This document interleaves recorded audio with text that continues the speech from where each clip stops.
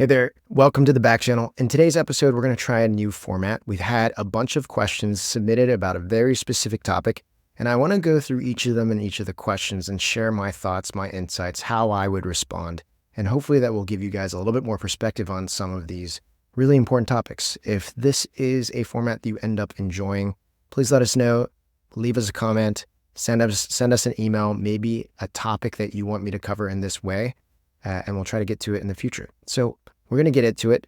Really, it's about how founders should be dealing with investors that pass and the variations of way people pass and how you might need to communicate with them afterwards.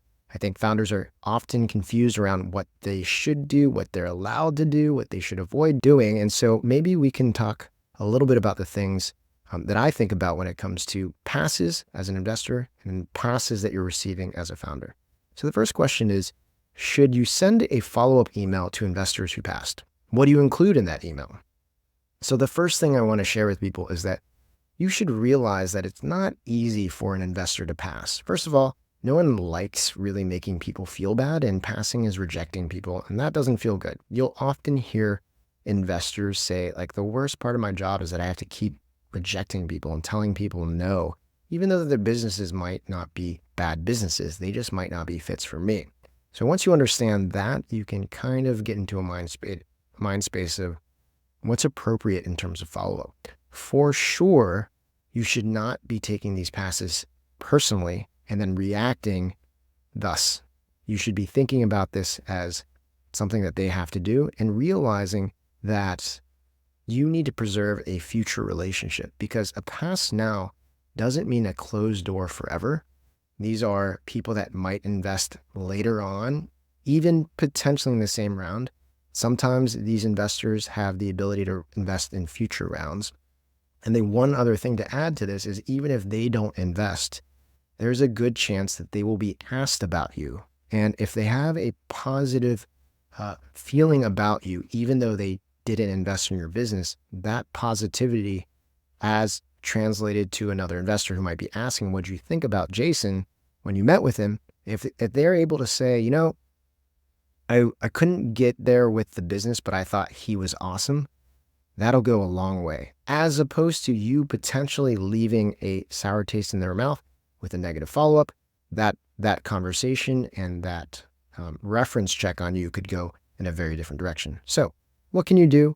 I think you should send a polite and short thank you email. You might be upset a little bit, in which case maybe it's a bit of a shorter and more abrupt email. But if you have your wits about you and you're a little bit more comfortable, send a polite and short email.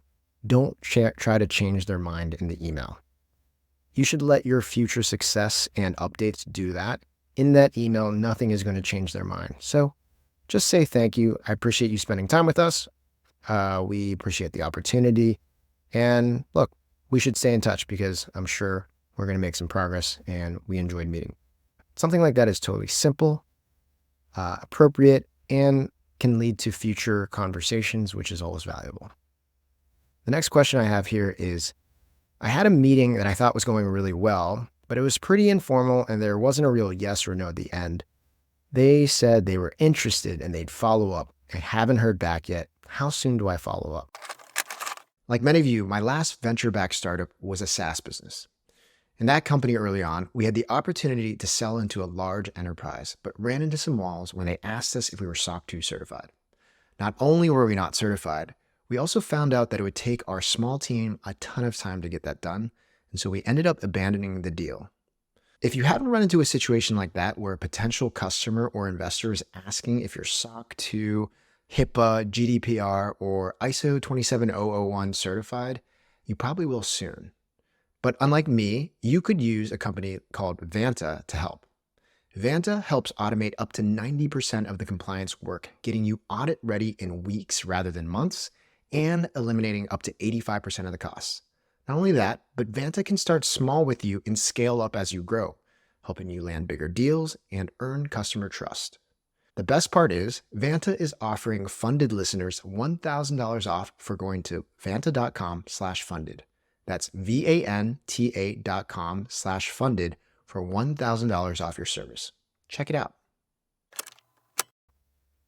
So The first thing around this is everything is always sending signals to investors, trying to get a sense for who this founder is, what this opportunity is like. So we always want to avoid sounding desperate.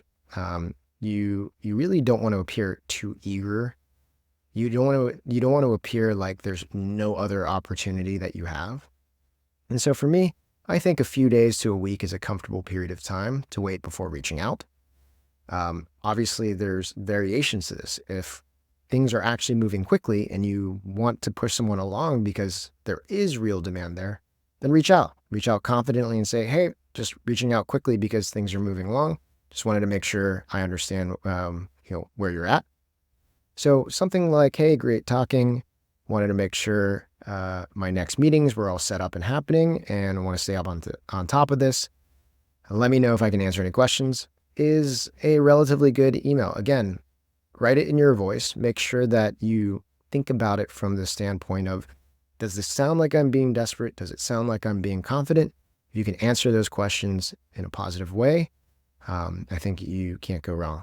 So one trick that I have around any type of communication, when I'm thinking about a founder, when I'm a founder, when I'm trying to message a VC and show confidence, I'm always thinking WWPCD, which is, what would Patrick Collison do? I use Patrick Collison as my stand-in, very successful founder who would always get money from investors, especially if you were doing his next fintech startup. So if you were this ultra confident, ultra credible founder and you wanted an answer from a VC because you liked them, what would you do? You would probably not like rush. You wouldn't be like overly eager just because like you have other things to do. But when you sent your email, when you wrote your email, it would be short, it would be confident, and that's the kind of mindset and tone that I want you to take whenever communicating in these situations. So WWPCD, good little hack. Finally, question 3, is it appropriate to ask for feedback on why the investor passed? So first off, you need to understand how rare it is to get accurate and detailed feedback. The reason is because I think that most passes aren't really anchored in very specific, rational, discrete decision-making. It isn't because like you were 2% off of this line that we needed you to hit. If you had been 2% higher, we would have done the deal. But because you were 2% lower, we didn't do the deal. It's never like that. It's more so a bunch of different things. And the easiest description is that they didn't get excited. They weren't excited enough, rather than very specific fixable issues. So if you try to push an investor to give you tangible, actionable items, a lot of times they'll just feel like they need to make stuff up. That might be an overly cynical belief and perception of what happens in these situations. But I think more or less, and more often than not, it's accurate. So because of that, you got to understand when to ask for feedback. You kind of only want to ask if there's a good enough relationship where you feel like they will be honest with you and they can tell you the big pain points or the things that really turn them off.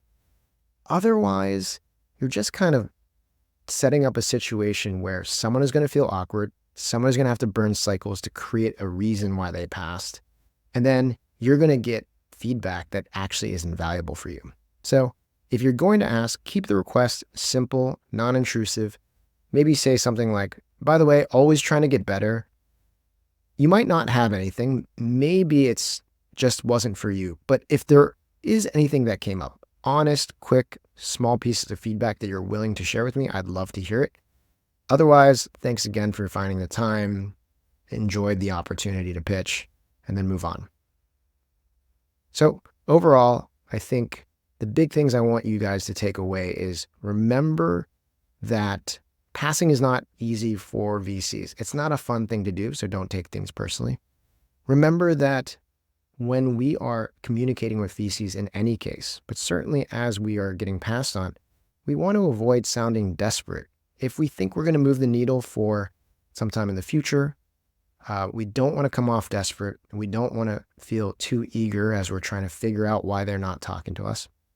And then Lastly, remember that passes are really wrapped up in a lack of excitement. There's not as much rational reason why they can point to passing on some deals and doing other deals. And so pushing them on giving some specific feedback can oftentimes be a fool's errand, oftentimes lead to wasted cycles on both sides, and sometimes hurt feelings on your end. So I hope this was helpful, thinking about addressing the different ways investors explicitly pass on you or quietly pass on you. If you liked this format, again, let us know. Hopefully this was an interesting way for me to share my insights, and we'll see you on the next episode of the Back Channel.